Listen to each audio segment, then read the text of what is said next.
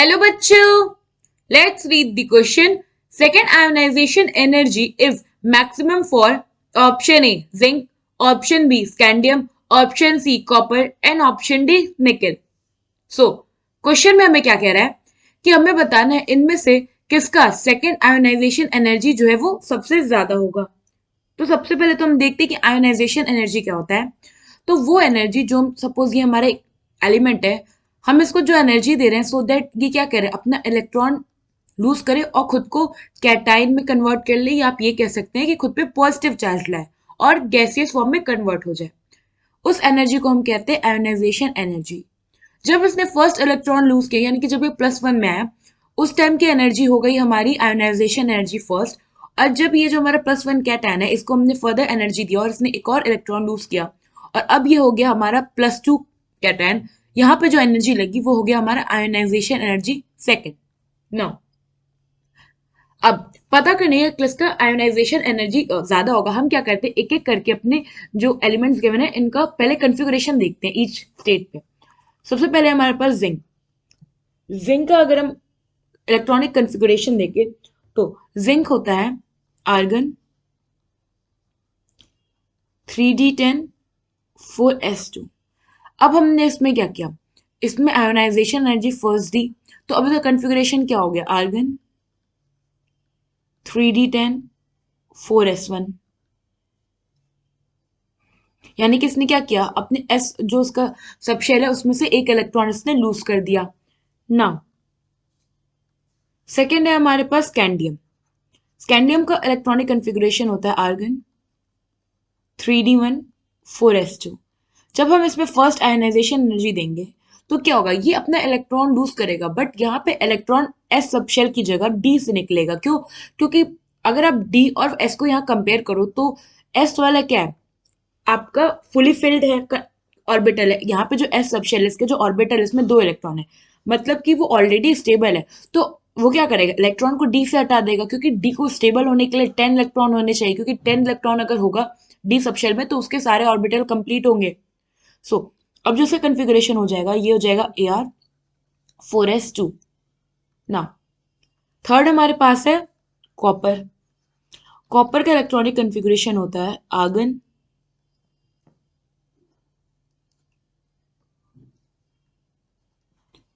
3d10 4s1।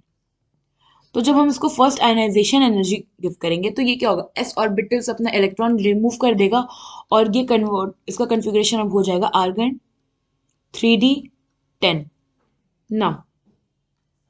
Fourth है हमारे पास nickel. Nickel का इलेक्ट्रॉनिक कन्फिगरेशन होता है आर्गन 3d8 4s2। इसमें जब हम फर्स्ट आयनाइजेशन एनर्जी देंगे तो ये क्या करेगा, अपना इलेक्ट्रॉन लूज कर देगा एस ऑर्बिटल से और कन्वर्ट हो जाएगा Ni+ में निकल +1 कैटायन में, और कन्फिगरेशन इस केस में हो जाएगा आर्गन 3d8 4s1 ना।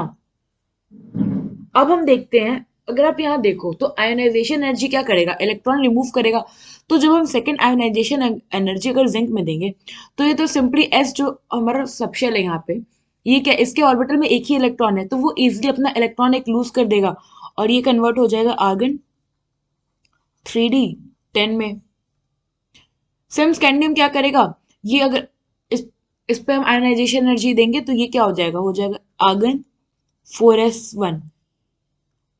बट अगर आप यहाँ देखो तो जो हमारा यहाँ पे कॉपर है, कॉपर के केस में ये जो 3D वाला हमारा ऑर्बिटल है इसमें 10 इलेक्ट्रॉन्स हैं, और इट मीन्स क्या है कि ये फुली फिल्ड है और ज्यादा स्टेबल होगा एज कंपेयर विद, अगर आप बाकी के देखो तो ये क्या होगा हमारा, ज्यादा स्टेबल होगा, क्योंकि ये 10 इलेक्ट्रॉन्स, आप खुद ही सोचो कि कहीं 2 इलेक्ट्रॉन है और कहीं अगर 10 इलेक्ट्रॉन है तो उसमें क्या होगा, स्टेबिलिटी किसमें ज्यादा होगी, जिसमें 10 इलेक्ट्रॉन होगा, एज वेल एज जो हमारा 3d10 होता है।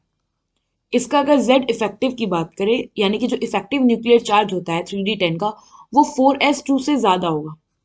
अब इफेक्टिव न्यूक्लियर जिसका ज्यादा है तो उसका आयनाइजेशन एनर्जी भी ज्यादा होगा। क्यों? क्योंकि जो आयनाइजेशन एनर्जी है वो बेसिकली Z इफेक्टिव और साइज पर डिपेंड करती है। अगर साइज आपका डिक्रीज हो रहा है तो आयनाइजेशन एनर्जी इंक्रीज हो रहा होगा, और साइज डिक्रीज हो रहा होगा तो जो इफेक्टिव न्यूक्लियर चार्ज एलिमेंट का वो भी इंक्रीज हो रहा होगा। सो इसलिए जो हमारा आयोनाइजेशन एनर्जी है ये जेड इफेक्टिव पे डायरेक्ट रिलेशन शो करता है। सो हमारे यहाँ पे स्कैंडियम और कॉपर के कंपैरिजन में हमें कॉपर के केस में क्या होगा, ज्यादा एनर्जी देनी पड़ेगी। तो यहाँ पे क्या एनर्जी आपको देना पड़ेगा, हमने दिया, और ये हो गया आर्गन 3d9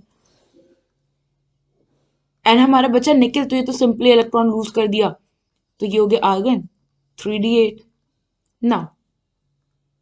सारे हमारे आयनाइज्ड हो गए, बट यहाँ पे अगर आप देखो तो जिंक और निकल में तो हमें कंपैरेटिवली क्या होगा, सेकंड जो आयनाइजेशन एनर्जी देनी होगी वो कम देना होगा, क्योंकि जो हम इलेक्ट्रॉन को रिमूव कर रहे हैं वो हाफ फिल्ड ऑर्बिटल से रिमूव कर रहे हैं। बट स्कैंडियम और कॉपर के केस में हम क्या कर रहे हैं, इलेक्ट्रॉन को फुली फिल्ड ऑर्बिटल से रिमूव कर रहे हैं। तो इन दोनों में किस में सबसे ज्यादा एनर्जी होगी, तो वो होगी हमारे कॉपर के केस में, क्योंकि अभी मैंने बताया कि जो हमारा 3d ऑर्बिटल होता है इसका जेड इफेक्टिव 4s ऑर्बिटल से ज्यादा होता है, और जिसका जेड इफेक्टिव यानी कि इफेक्टिव न्यूक्लियर चार्ज ज्यादा होता है उसका आयोनाइजेशन एनर्जी भी ज्यादा होता है। सो इन चारों में जो सेकंड आयोनाइजेशन एनर्जी होगा वो कॉपर का क्या होगा, मैक्सिमम होगा, मैक्सिमम आयोनाइजेशन एनर्जी 2। सो यहाँ पे हमारा ऑप्शन सी जो है वो करेक्ट ऑप्शन हो जाएगा। आई होप आपको एक क्वेश्चन समझ में आया होगा। Thank you.